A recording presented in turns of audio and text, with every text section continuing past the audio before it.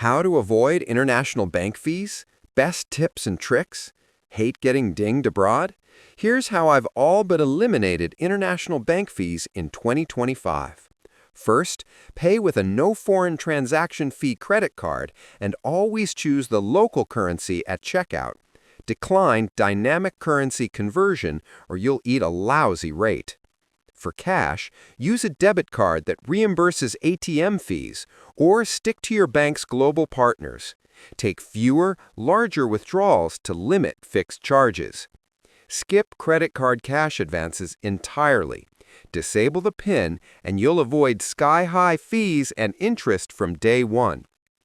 Set travel alerts so fraud blocks don't force you into expensive fallback options. For frequent trips, open a multi-currency account, e.g. Wise or Revolut, to hold local funds and convert at near interbank rates. Need to pay a large invoice? Compare total costs. A single low-fee wire or a specialist FX transfer can beat many small ATM pulls. Quick checklist: no FTF card, partner ATMs, local currency, no cash advances, multi-currency backup, and a spare card.